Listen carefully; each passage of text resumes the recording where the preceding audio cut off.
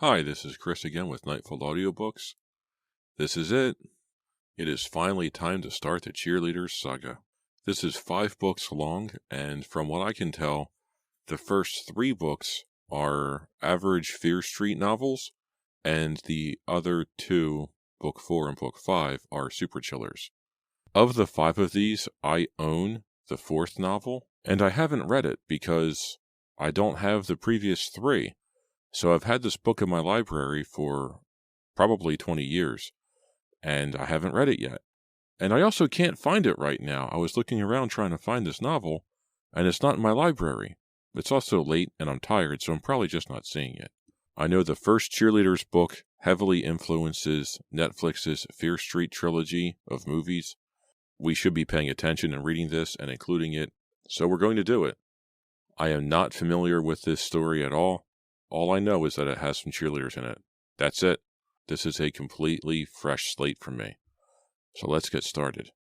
If you want to get in touch with me, you can write me an email, nightfallaudiobooks@gmail.com. I am also on YouTube at Nightfall Audiobooks. Feel free to like, comment, and subscribe. So tell your friends, tell your mom, tell whoever you think would like to listen to me, tell them tales from R.L. Stine. Thank you very much for listening, and let's begin. Welcome to a Nightfall Audiobooks production of the Cheerleaders series, Book 1, The First Evil, by R.L. Stine. Part 1, The Cheers. Chapter 1.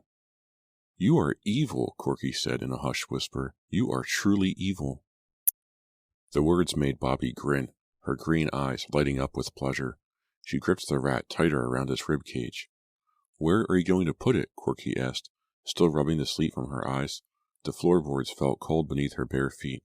"Right in front of Sean's door?" Bobby nodded and tiptoed down the narrow hall toward their brother's room.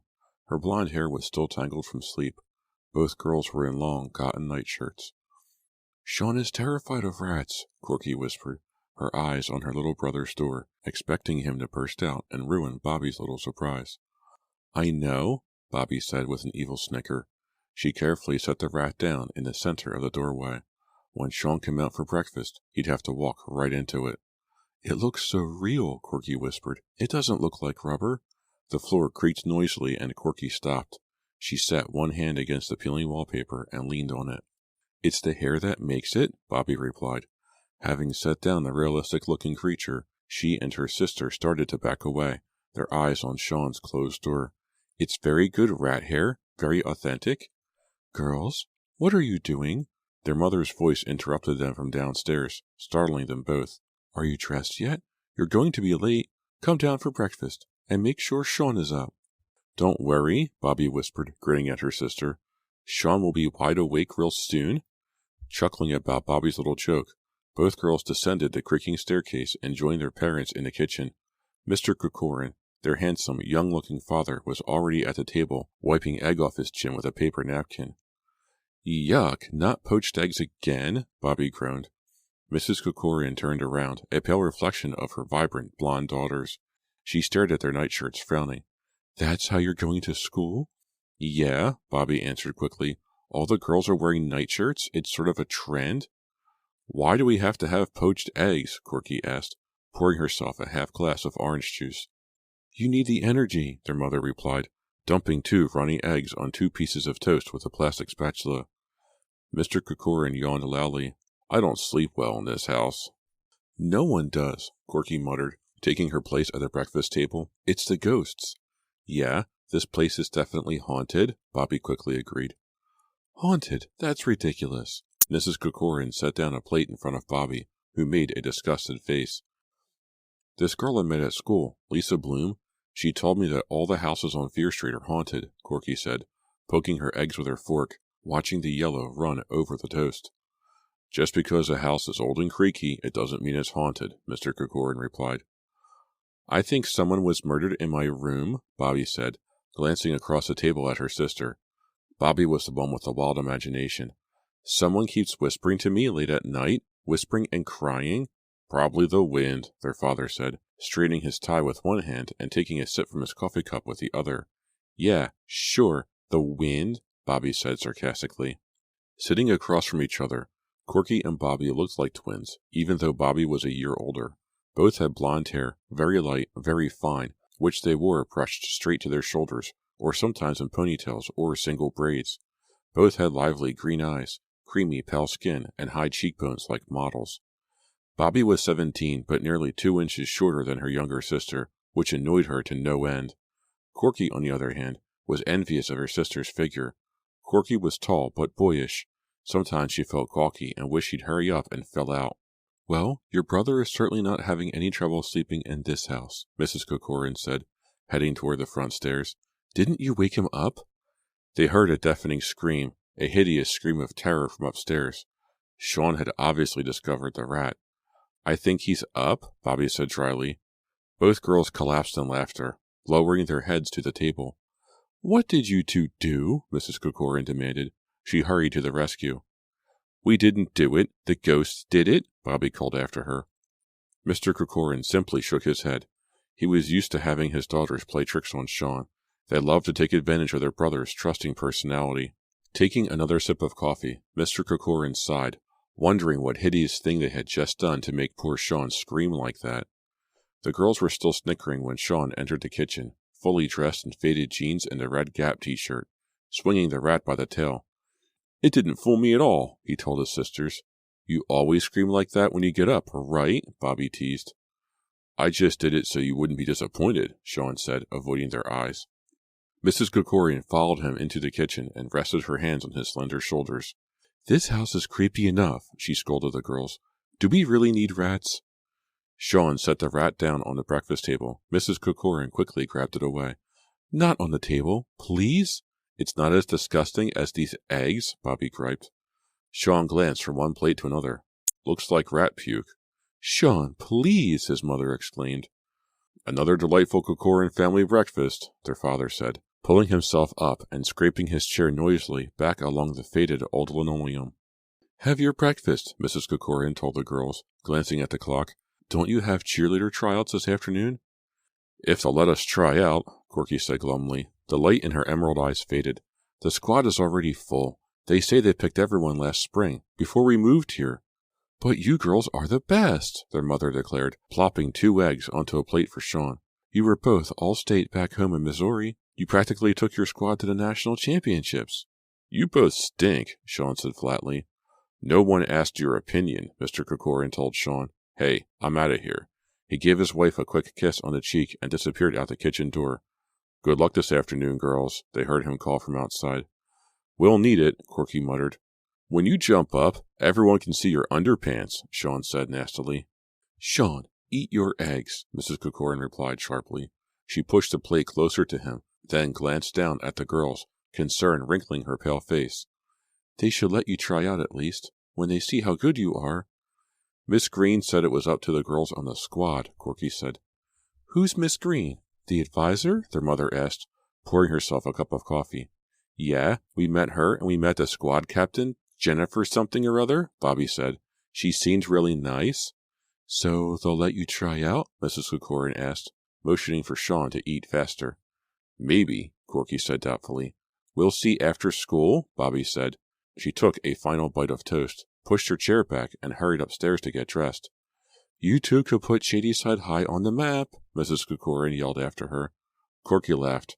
"Mom, if it were up to you, we'd have it made." "But you stink," Sean said quietly. Then he opened his mouth wide so Corky could see the yellow egg inside.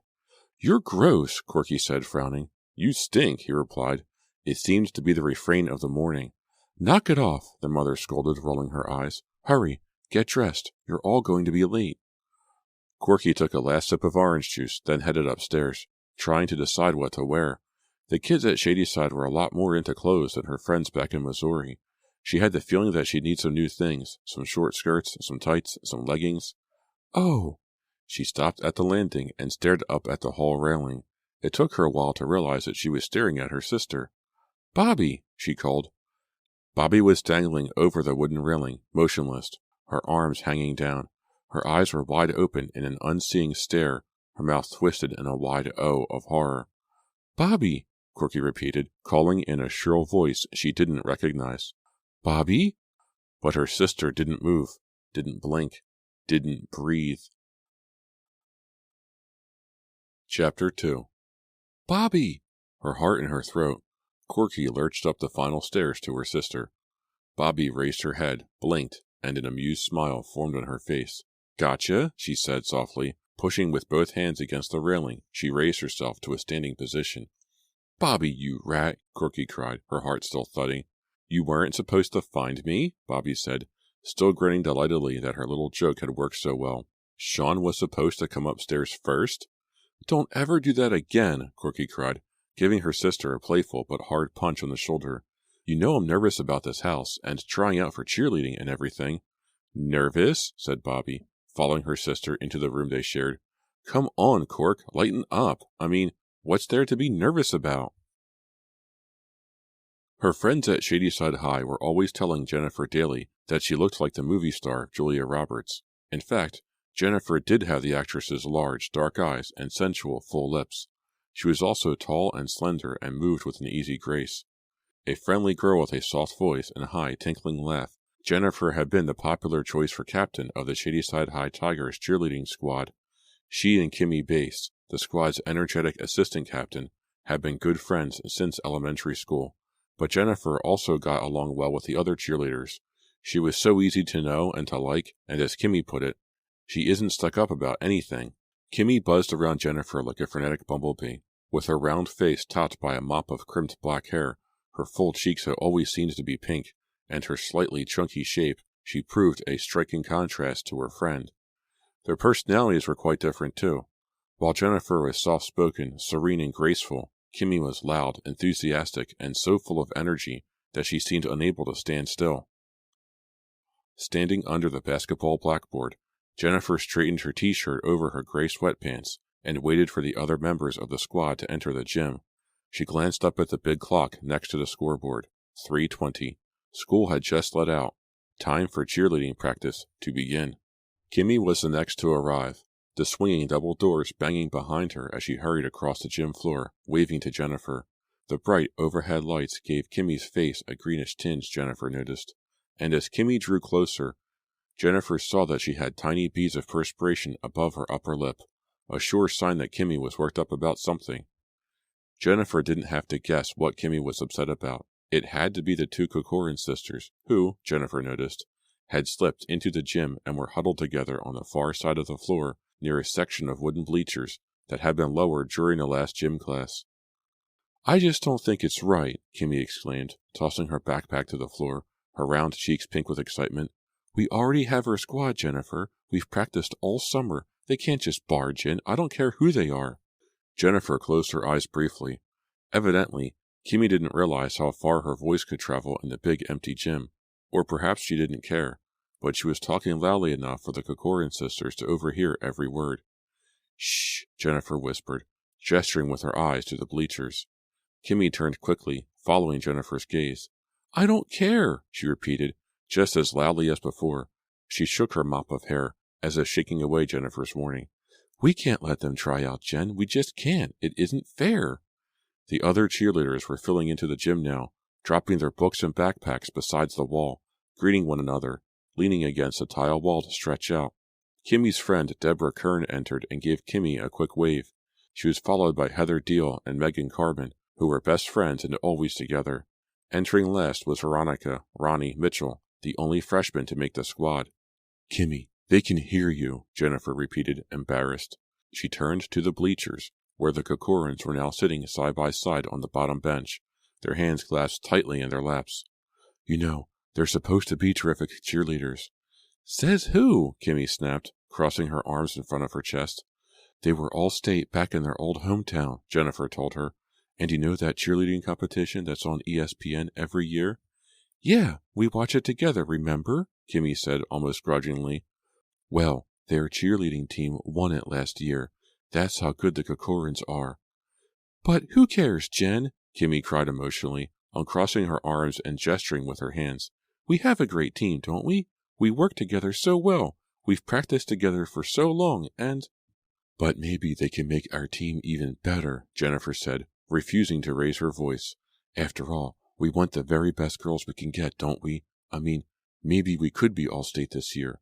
Or be on ESPN or something.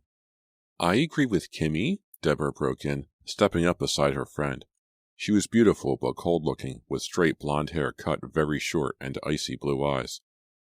Deborah was an unlikely cheerleader. Short and thin, almost too thin, she seldom smiled. The only time she ever really seemed to come alive was when she was performing a cheer or a routine. Look at them, Jennifer said softly, turning her eyes to Corky and Bobby. They're here. We can at least let them do their stuff, don't you think? It won't hurt to watch them. But we had tryouts last spring, Kimmy insisted. Yeah, Deborah chimed in. We can't hold tryouts every week, you know. She fixed Jennifer with an icy stare. Is this a cheerleading squad or a debating team? A harsh voice rang out loudly. All of the cheerleaders turned to see Miss Green, their advisor, step quickly from her small office in the corner and move toward them with long, quick strides. Dressed in tight white tennis shorts, a gray short-sleeved t-shirt, and black high tops, Miss Green was a compact woman with frizzy brown hair, a plain face that naturally seems to fall into an angry expression, and a husky voice that always sounded as if she had a bad case of laryngitis. She taught health and phys ed, and had a reputation for being tough, a well-deserved reputation. We have 3 new routines to learn by Friday night, she called out loudly, her voice echoing off the tile walls of the vast gym. So what's holding things up? Or have you learned the new routines already? We're trying to decide about them, Kimmy said, glancing first at Jennifer, then pointing to the Kokorin sisters, who had climbed to their feet. It's up to Jennifer, Miss Green said, staring at Jennifer. The captain decides. Kimmy, obviously miffed, made a face. I like to see what they can do, Jennifer said, staring defiantly at Kimmy. I really think we should give them a chance. Okay, end of debate, Miss Green said brusquely. She waved to Corky and Bobby. Okay, you two, she shouted. You're on. I don't believe this, Kimmy muttered darkly to Deborah as they went to join the other girls against the wall. They stood beside Ronnie, and the 3 girls whispered among themselves, their expressions unhappy, as Corky and Bobby made their way across the gym. Are you nervous? Corky whispered to Bobby, her eyes on the cheerleaders huddled against the wall. Who? Me? Bobby replied with a peal of nervous laughter. Hey, come on. Why should we be nervous, Cork? We know we're good. Tell that to my shaking knees, Corky exclaimed. Their sneakers squeaked as they hurried across the gleaming wood floor. The gym suddenly grew silent. The air felt heavy and hot. Show us whatever you like, Jennifer told them, flashing them an encouraging smile. Corky and Bobby each took a deep breath, glanced at each other for luck, stepped to the center of the floor, and huddled together. What should we do first? Corky asked her older sister. Let's start with some synchronized walkovers, Bobby suggested. Then let's show them our double cartwheel. Why are they staring at us like that? Corky asked, glancing over Bobby's shoulder at the silent cheerleaders. Like they hate us or something. Let's give them something to stare at, Bobby replied, grinning. Break a leg, Corky said. Chapter 3. Oh. The cry from one of the cheerleaders told Bobby that her spread eagle was as spectacular as she had planned. Up she leapt until she felt as if she could take off and fly. And then she shot out both legs, raising them up until they were perfectly straight. And then, in her most startling move, Bobby kept her legs outstretched as she gracefully floated down, hands high above her head like a diving bird, into a perfect split. Then, before her stunned audience had recovered, she and Corky were into a powerhouse chant. First and 10, do it again. First and 10, do it again. Go Tigers! It's going okay, Bobby thought. At least they're not glaring at us anymore. She glanced at her sister, gave her a quick nod, their signal for their big finish, and jumped onto Corky's back, a perfect pony mount. Then one swift move, up, arms up, and up again, into the shoulder stand they had practiced day after day until their shoulders and backs were red and sore. Good, Bobby thought, standing straight and tall on Corky's shoulders, feeling Corky's hot hands lock onto the back of her legs. She smiled confidently, hands on hips. Then, without losing her smile, she suddenly dived off Corky's shoulders. The cheerleaders gasped as she plummeted straight out. She completed a perfect flip and landed, standing on both feet. And then the sisters moved into a repeat of their double cartwheel. Corky grasped Bobby's ankles as Bobby grasped Corky's ankles, and the 2 girls rolled across the floor. They stood up with a final shout. Go Tigers! The 2 sisters ran off clapping. Bobby smiled at Corky as they leaned against the wall, catching their breath. "Wow, they're incredible!" she heard one of the cheerleaders exclaim. "How'd they do that?" she heard another ask in a loud whisper. "You're putting on weight," Corky grumbled, rubbing her shoulders. "Wow, that was great," Jennifer said, smiling warmly, her dark eyes lighting up with genuine excitement. "Thanks," Corky and Bobby said in unison, smiling back at her. They were standing awkwardly in Miss Green's office, a small glassed-in enclosure in the corner of the gym. Seated at the wooden desk, Miss Green was searching the top drawer for some forms. The routine had been one of their best ever, Bobby thought. Sometimes she and Corky just clicked, and that day had been one of those days. All of the cheerleaders had been really excited and impressed, except for the one named Kimmy and her short blonde friend. They had remained stone-faced, even when all the other girls had burst into appreciative applause. "That was fabulous," Miss Green had called out in her husky voice. "Of course your shoulder dive is impressive, but I also liked the height you got on those spread eagles." She turned to the squad members along the wall. "I'd like to see everyone work on the new routines now. I hope Bobby and Corky have inspired you to keep your energy up. Up!"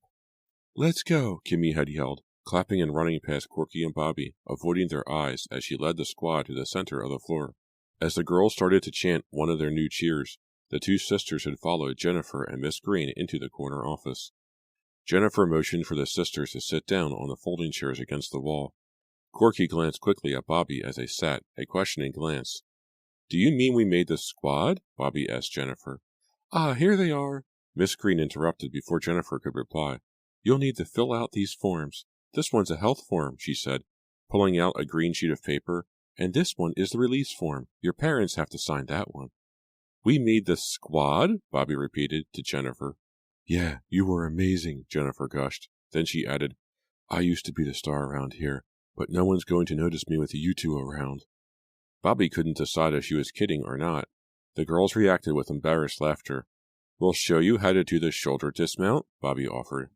"I think we can all learn something from you two," Miss Green added, shuffling through the sheaf of forms. Jennifer's eyes flared just then, and Bobby suddenly felt uncomfortable. Jennifer was making it clear that she was jealous of the Kokorans. "Where did you get that double cartwheel thing after the dive?" Jennifer asked, leaning back against the yellow-tiled wall. "We sort of made it up," Corky told her. "Some other girls were doing something like it at the state finals back in Missouri last year," Bobby added, "and we kind of adapted it." "I hope we can get to the state finals," Jennifer said wistfully. "With these two on the squad, it's a lock," Miss Green said, smiling one of her rare smiles as she handed the forms to Corky and Bobby. As she stared at the girls, her expression changed to one of concern. "Uniforms, uniforms," she muttered. "This might be a problem. Quick!" She pulled a pad of paper from her top drawer. "Write down your sizes. This will have to be a rush order." A short while later, Bobby and Corky were thanking Jennifer and Miss Green. With the chants of their fellow cheerleaders ringing through the gym, they hurried out of the building, eager to congratulate each other. Jennifer and Miss Green continued to confer over the low wooden desk, their expressions serious, concerned. Miss Green spoke heatedly, her eyes turning occasionally to watch the practice on the other side of the glass partition. "The squad is supposed to be 6, she told Jennifer. "I suppose we can squeeze one more girl on, but not 2. We don't have the funds for 8 cheerleaders." Lowering their voices, Jennifer and Miss Green continued to discuss the problem. "Hey, what's going on?" Startled by the intrusion, both the captain and the advisor whirled around to see Kimmy standing in the doorway, hands on hips, her cheeks pink, breathing heavily. "Can you ask Ronnie to come in?" Jennifer asked Kimmy. "We can only make room for one more girl, so Ronnie will have to." "Huh?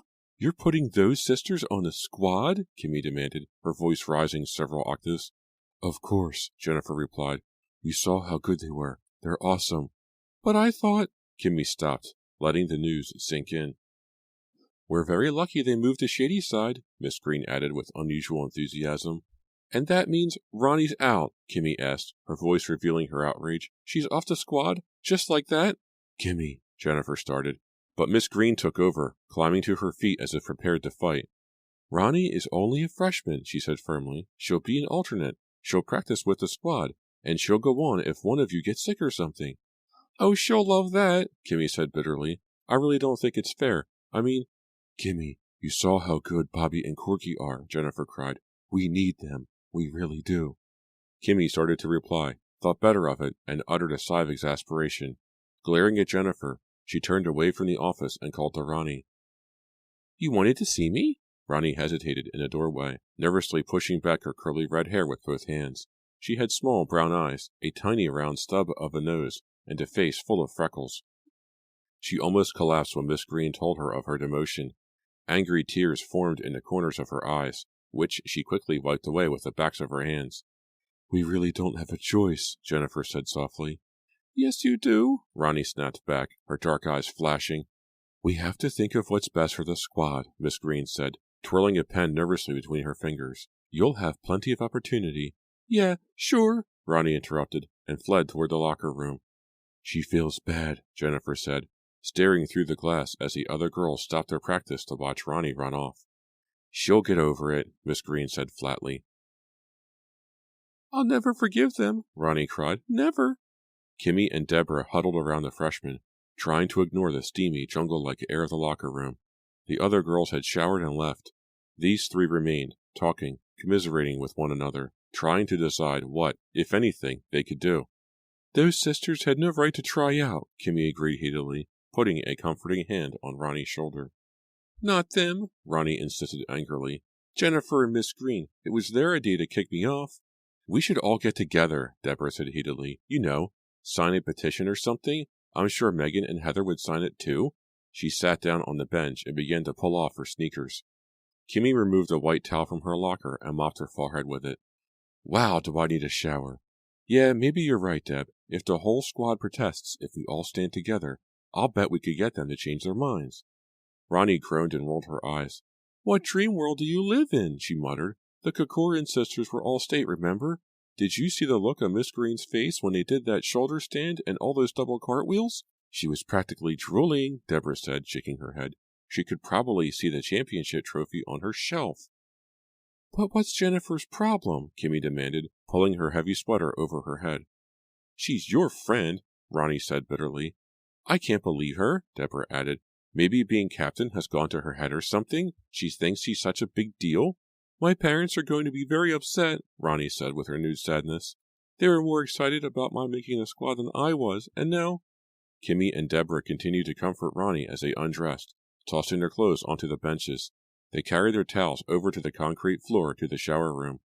"I don't want to be an alternate," Ronnie complained, her voice breaking with emotion. "That's just stupid. I'd rather—" "If only the Kokorians would just go back where they came from," Deborah said, "with their long blonde hair and their big eyes and phony smiles." She put a finger down her throat and pretended to puke. "Yuck!" "They're not that bad," Ronnie muttered. "It's Jennifer. She had no right—" Kimmy stepped under the chrome shower head. She turned the knobs on the wall with both hands. The water burst out in a loud rush. Kimmy froze open-mouthed for a brief second. Then she started to scream.